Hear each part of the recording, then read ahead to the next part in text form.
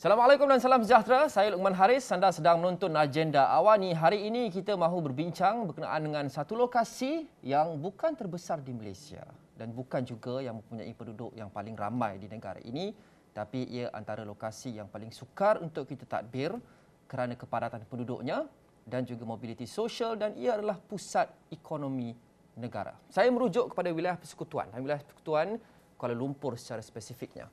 Tatkala kerajaan meletakkan sasaran penambahbaikan 100 hari untuk semua kementerian, sudah tentu Kementerian Wilayah Persekutuan juga tidak terkecuali. Apa sasaran dan cabaran yang dihadapi untuk mentransformasi wilayah persekutuan untuk menjadi lebih baik dalam 100 hari pertama? Saya hari ini disertai oleh Menteri Wilayah Persekutuan, Datuk Seri Syahidan Kassim. Datuk Seri, Assalamualaikum. Waalaikumsalam warahmatullahi wabarakatuh. Datuk Seri, kita nak menyentuh dahulu berkenaan dengan sasaran 100 hari. Sudah tentu Perdana Menteri telah menetapkan setiap kementerian perlu membuktikan pencapaian awal dalam tempoh 100 hari pertama. Ya. Selepas 50 hari lebih, saya kira lebih kurang 53 hari selaku Menteri Wilayah Persekutuan, apa fokus utama Datuk Seri untuk membuktikan pencapaian dalam menerajui wilayah persekutuan? Yang pertama, saya telah letakkan matlamat untuk diri saya lah, bahawa 100 hari ini 100 program.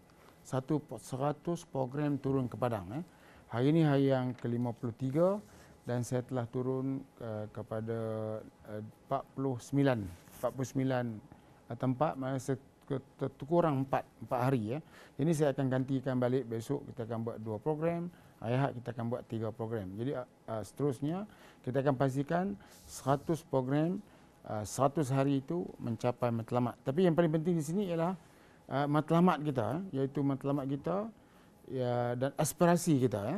Yang pertama ialah kita nak tingkatkan kesejahteraan sosial, kita nak serutu semula ekonomi dalam maksud untuk meningkatkan pertumbuhan ekonomi, dan ketiganya ialah untuk meningkatkan ataupun memperkukuhkan penyatuan di kalangan penduduk wilayah persekutuan. Jadi dalam masa yang sama kita lihat semasa kita buat program 100 hari ini, dia bukan kita letakkan sasaran untuk turun ke Padang, tapi semasa turun ke Padang itulah kita jumpa masalah lain. Jadi akhirnya masalah tu katalah kita selesai satu masalah, tapi dia ada berkait dan berterusan. Itu sebab 100 hari itu satu program dia akan melebihi lah mungkin 130 140 program gitu. Sebab masalah yang kita selesai ni dia akan berangkai macam jalan lubang lah, dia berangkai. Contohnya kita perbaiki satu tempat, kemudian tempat lain ada kaitan, tapi semasa kita pergi tempat lain, tempat ini tiba-tiba dia terjadi semula apa yang telah dirungutkan oleh warga wilayah. Jadi semua ni kita akan bagi, kita perincikan perhatian kita, dan saya bukan saja memberi perhatian kepada yang besar, tetapi kepada yang kecil. Sampai ke peringkat yang paling rendah adalah gelandangan. Jadi kita bagi perhatian kepada semua agar janji kita untuk mensejahterakan kehidupan rakyat wilayah ini menjadi kenyataan. Dan sudah tentu pandemik COVID-19 dan juga pelaksanaan PKP menjejaskan rakyat wilayah persekutuan juga dengan agak serius seperti mana di serata Malaysia. Apa inisiatif Datuk Seri yang telah ataupun sedang dilaksanakan oleh Kementerian Wilayah Persekutuan untuk membantu rakyat, khususnya warga wilayah persekutuan, untuk menjalani kehidupan pasca COVID-19 selepas wilayah persekutuan sudah masuk fasa 4 Pelan Pemulihan Negara? Ya. Program kita adalah program My Food at Wilayah, iaitu bantuan baku makanan. Hari ini Yang Amat Berhormat Perdana Menteri telah memberi penekanan bahawa benda ini mesti diberi perhatian. Masa PKP dulu kita bagi perhatian kepada miskin tegar. Di wilayah ni kita jangkakan lebih kurang 15,000 begitu.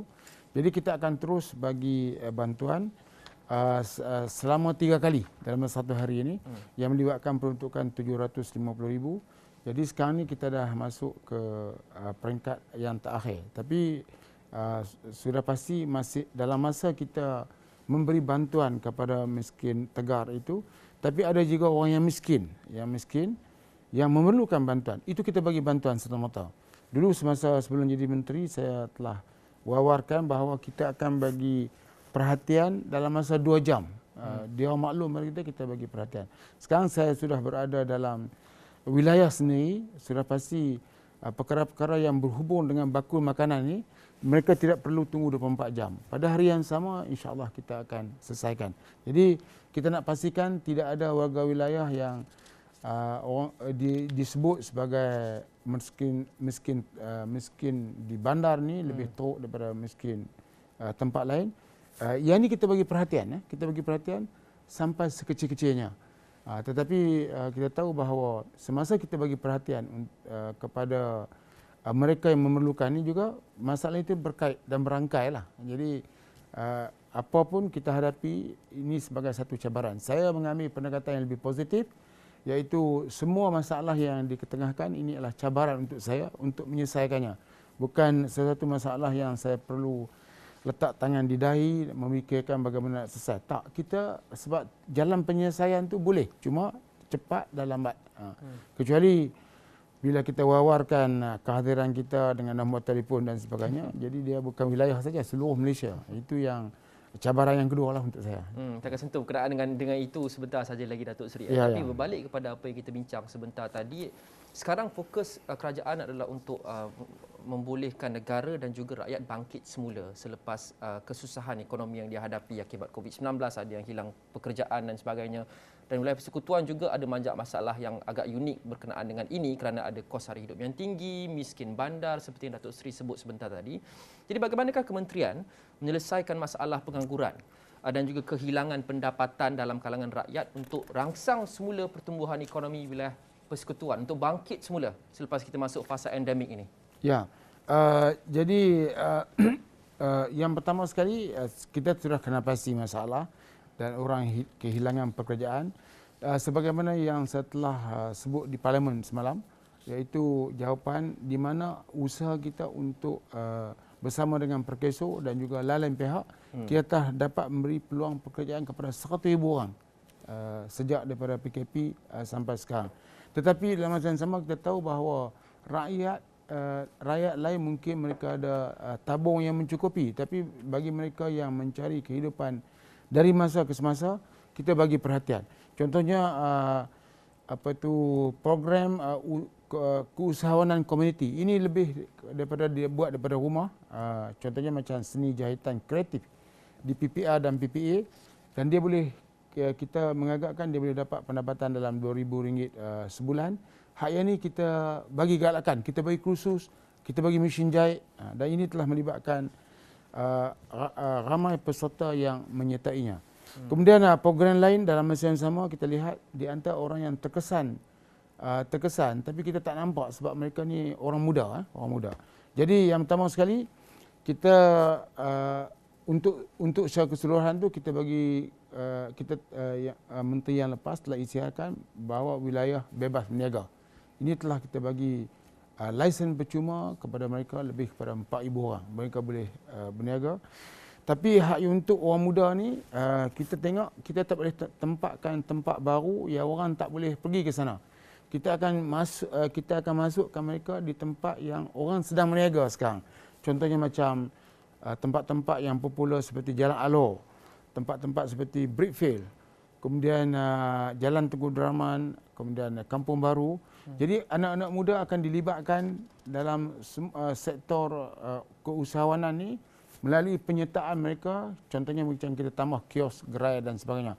Kalau ikut program kita, 2 tahun lagi kita boleh selesai. Tapi kita telah meletakkan matlamat, tahun depan mesti kita bagi sekurang-kurangnya kepada 1,000 orang anak muda yang berumur 30 tahun ke bawah.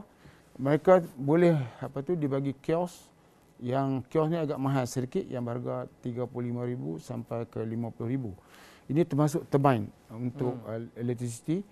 Jadi kita akan letakkan matlamat 1,000. Mungkin kios tak sempat buat, kita akan buat bagi khemah dulu. Khemah yang kita akan tentukan kualitinya supaya bila dia berniaga ada tarikan. Bukan mereka banner bangunan sendiri dan sebagainya yang boleh menyebabkan dia jadi kurang manis.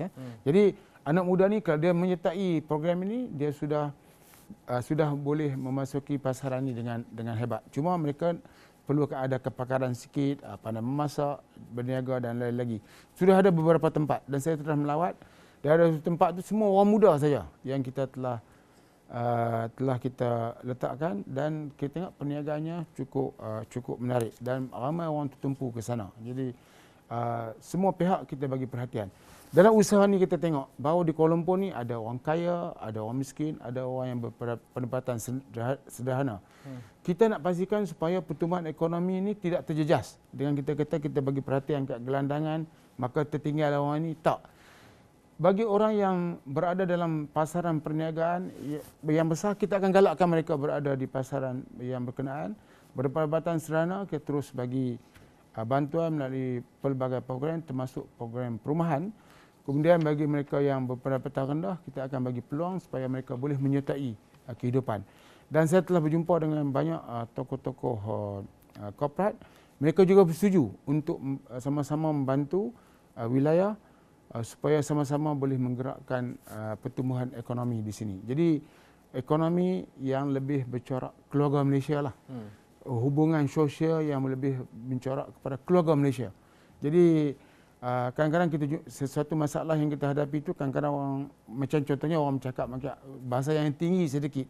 Kita masa itulah kita cakap dengan berhemah supaya orang melihat bahawa pendekatan kita adalah pendekatan keluarga Malaysia, bukan slogan, tetapi ia merupakan gagasan yang harus diterima pakai oleh rakyat. Rakyat dengan kerajaan harus bekerjasama menyelesaikan masalah ini. Kita tak boleh kata, ini kerajaan kena buat. Tidak. Untuk jalan berlubang sebagai contohnya, rakyat tolong saya dengan bagi maklumat. Di mana? Kita ada kamera litar yang boleh kita kesan jalan-jalan berlubang ini. Tetapi ada tempat-tempat yang mungkin terlepas pandang, mereka maklum pada saya. Tidak perlu dengan saya tidak perlu berbahasa tinggi, dengan bahasa yang mudah bagi tahu, SMS saya bagi tahu location dan saya akan hantar pasukan di BKL untuk menyelesaikannya. Jadi semua ni saya terima masalah ini. Saya ingat orang kata satu perbuatan yang silap untuk saya mendedahkan nombor telefon. Kalau ada lagi telefon, saya akan dedahkan lagi supaya rakyat boleh hubungi saya. Tidak ada salah untuk rakyat buat demikian. Cuma bagi satu negara yang telefon dan sebagainya di atas masalah-masalah yang lain, insya-Allah kita akan buat yang terbaik untuk selesaikannya. Kalau tak boleh banyak, sikit. Tapi sekurang-kurangnya orang yang telefon tu dia rasa seronok sebab apa? Sudah dapat berinteraksi dengan orang yang bertanggungjawab untuk menyelesaikan masalah mereka. Masalah mereka bukan didedahkan kepada umum melalui sosial media, lepas tu kita pun tahu kemudian. Bagi tahu kepada kita serta-merta, insya-Allah kita akan hadapinya dengan cara berhemah. Bagaimana respon dan juga reaksi orang ramai yang Datuk Seri hadapi selepas mengambil keputusan untuk mendedahkan nombor telefon peribadi itu secara umum? 3 hari yang pertama tu agak telefon jam sikitlah. 3 hari yang pertama tu, dan ada 2 hari yang pertama tu sebab saya tengah mesyuarat kabinet dan berbagai lagi. Jadi tak dapat menjawab telefon. Tapi ada satu hari itu saya dapat menjawab daripada 500 panggilan, 500 lebih lah. Sebab saya berada dalam kereta, bergerak dalam masa 5 jam tu, ada sikit traffic jam. Jadi saya boleh menjawab kurang-kurangnya 500 telefon. Dan sekarang ni telefonnya dah reda untuk jalan berlubang dan juga lain-lain masalah. Dia sekarang lebih call yang datang daripada pelbagai tempat di seluruh negara. InsyaAllah kita akan buat yang terbaik lah.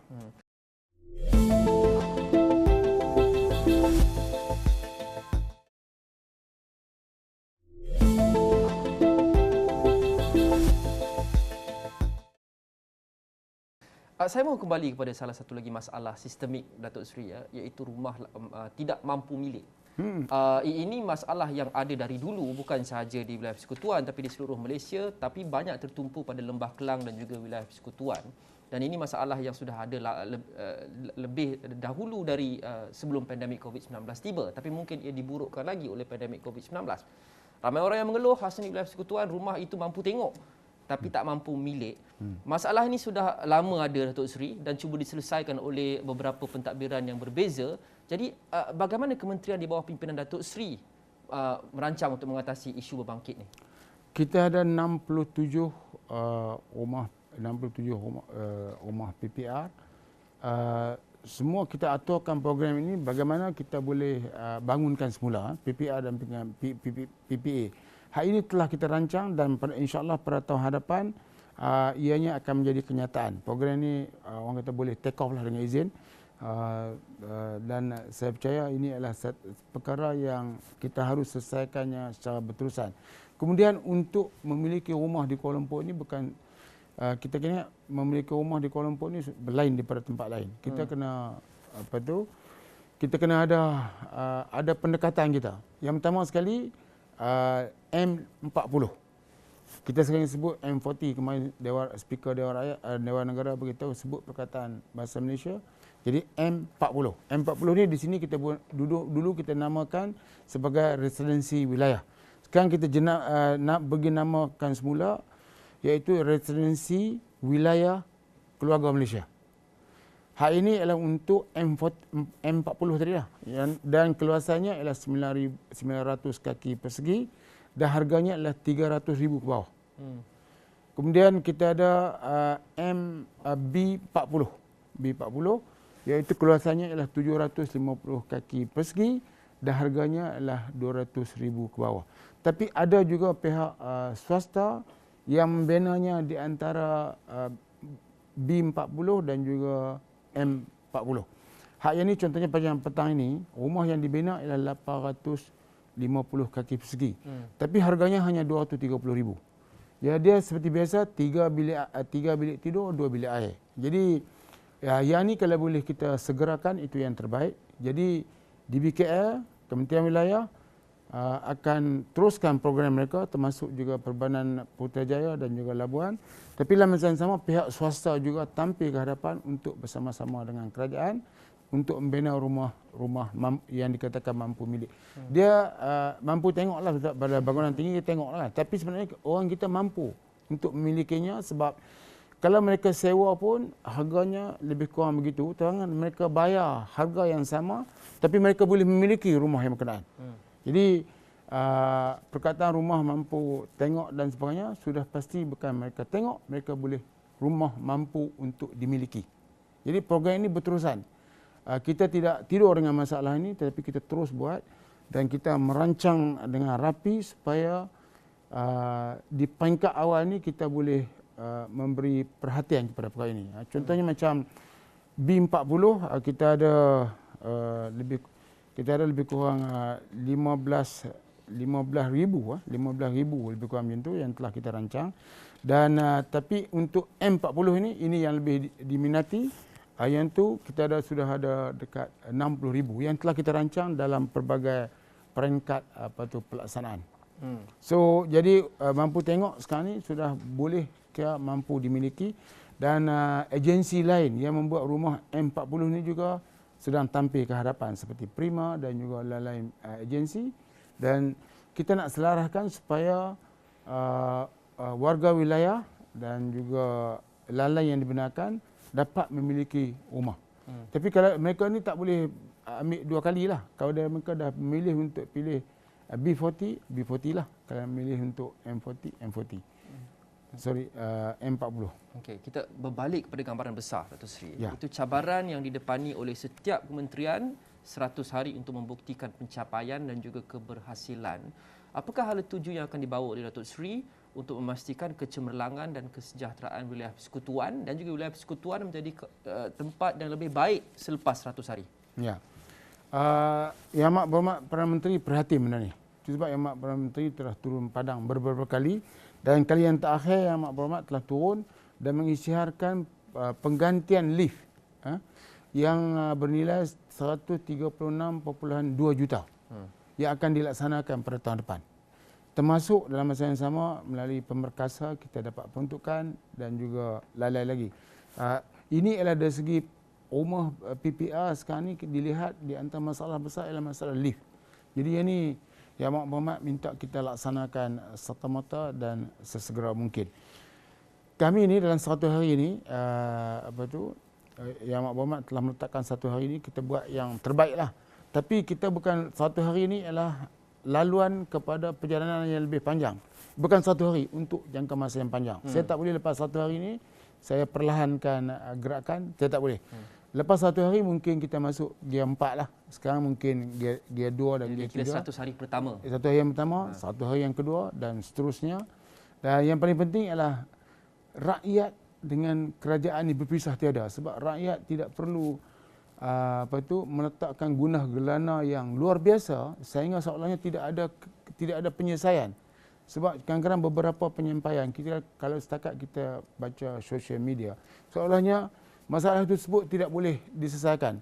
Contohnya macam ada seorang dia viralkan penguatkuasa ambil tindakan kerana dia berniaga. Padahal dia kata lesen berniaga ni dibenar sampai habis tahun ni. Jadi saya telah melihat tempat itu dan saya dapati sebenarnya dia boleh berniaga. Ubah sikit tempat dia. Sebab kita bukan nak suruh dia ni, kita kena ubah sikit tempatnya. Sebab kadang-kadang mereka boleh berniaga, mereka pergi berniaga di merata tempat. Kita nak tengok supaya tempat itu tidak menjadi halangan kepada orang ramai, halangan kenderaan dan sebagainya. Lagi sekali saya ambil pendekatan yang positif bahawa semua perkara ini boleh kita selesaikan. Cuma yang saya tak boleh selesaikan macam masalah minta tolong menyelesaikan hutang tu, tak mampulah saya berbuat demikian. Tapi setakat untuk mencari jalan bagaimana dia boleh menyelesaikan perkara tersebut, saya boleh tunjuk jalannya. Ya. Datuk Seri, bajet 2022 tidak lama lagi. Ya. Apa yang kita boleh jangka dalam bajet 2022 untuk Kementerian Belia Persekutuan atau apa yang Datuk Seri harapkan ada dalam bajet kali ini untuk Kementerian Belia Persekutuan? Dan seluruh negara lah, bajet ini untuk seluruh negara dan terutamanya wilayah persekutuan lah, sebab sekarang saya berada di sini. Bagi saya ini adalah bajet rakyat. Sebab matlamat kita yang besar ialah untuk menyelesaikan masalah rakyat.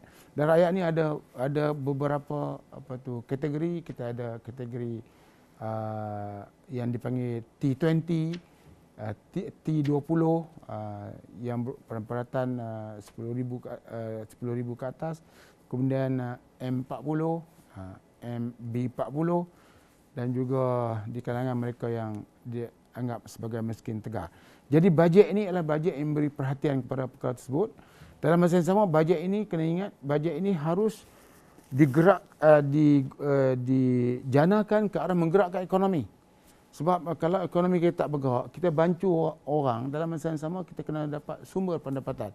Dan untuk membolehkan pertumbuhan ekonomi berlaku dengan lebih rancak ialah bila rakyat menyertai program rakyat dan kerajaan akan bagi orang kata kemudahan yang sewajarnya. Contohnya macam wilayah mudah niaga. Jadi hak yang ini kita tengok kalau ada permintaan yang tinggi yang memerlukan mereka berniaga, kita akan teruskan. Tapi dalam masa yang sama saya sebutkan tadi bahawa kehadiran anak muda ialah sekarang ni dah ramai, termasuk mereka yang berumur 18 sekarang ni dah boleh mengundi dan sebagainya. Mereka juga harus beri perhatian, peluang pekerjaan, peluang belajar. Itu sebab di rumah-rumah PPR kita bagi wifi percuma untuk memudahkan mereka belajar. Anak-anak yang ingin untuk menggunakan kenderaan awam, go KL. Bas percuma kepada anak-anak kita dan sebagainya. Jadi bajet ini kita mengharapkan satu bajet membela rakyat. Satu bajet yang akan menggerakkan rakyat kepada pertumbuhan ekonomi. Dan yang penghabis sekali ialah bila rakyat sudah berada di tahap yang demikian rupa, perpaduan harus ditingkatkan.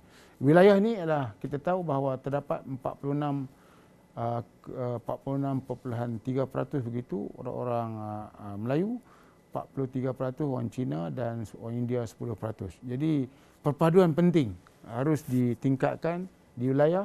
Bila rakyat bersatu padu, sudah pasti rakyat akan bekerjasama dengan kerajaan untuk menggerakkan kesejahteraan hidup masing-masing.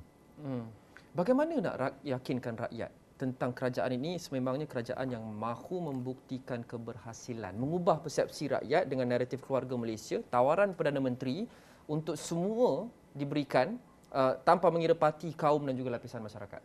Ya. Yang pertama sekali yang saya buat ialah saya berjumpa dengan semua wakil rakyat di wilayah persekutuan. Kerajaan dan juga pembangkang. Wakil rakyat DAP kita telah jumpa. Kita buat dengan izin engagement dengan mereka dan mereka juga menyatakan permasalahan rakyat kepada saya. Demikian juga kawan-kawan daripada Bersatu dan juga PAS, UMNO sudah pastilah saya UMNO. Jadi kita buat engagement juga dengan PKR. Jadi di peringkat kepimpinan termasuk MPP saya dah berjumpa semua sekali Dan di pihak tokoh-tokoh utama, kita namakan tokoh korporat ni juga saya telah berjumpa sebahagian besar daripadanya. Dan rakyat ni saya turun ke Padang tiap-tiap hari, dan kalau saya tak sempat belah pagi, saya buat belah malam. Yang paling penting ialah berjumpa dengan rakyat dan mereka akan menyatakan rungutan, keluhan mereka dan sebagainya. Dan saya mengambil pendekatan yang lebih positif. Kalau mereka kata mereka sudah komplain, jangan terajak cakap lah sampai 30 tahun dah komplain, saya dah fikir rumah ni baru siap 20 tahun lah sebagai contoh. Jadi dia kata 30 tahun pun tak apa, no problem. Yang paling penting ini adalah keluhan rakyat. Keluhan rakyat ini adalah PM nak, Perdana Menteri nak kita supaya kita mendengar keluhan dan selesaikan masalah. Itu sebab yang baku makanan tadi, PM bertanya sekali lagi kepada kami, apakah baku makanan telah pun diedarkan? Kami kata ya, dan kita menunggu fasa terakhir untuk kita edarkan untuk tahun ini. Dan PM memikirkan bahawa bajet tahun depan juga memberi perhatian kepada perkara ini, dan saya tengok ada pengumuman yang dibuat oleh KPKT kemarin ataupun 2 hari yang lepas berhubung dengan sewa rumah PPR. Yang macam di wilayah kita menunggu keputusan kerajaan tentang perkara ini. Tapi pada masa sekarang kita bagi sewa percuma lah. Okey. Datuk Seri, terima kasih. Sama-sama. Datuk Seri Syahidan Kasim, Menteri Belah Persekutuan. Terima kasih kepada anda kerana menonton agenda Awani episod ini. Kita jumpa lagi selepas ini insya-Allah. Assalamualaikum dan salam hormat.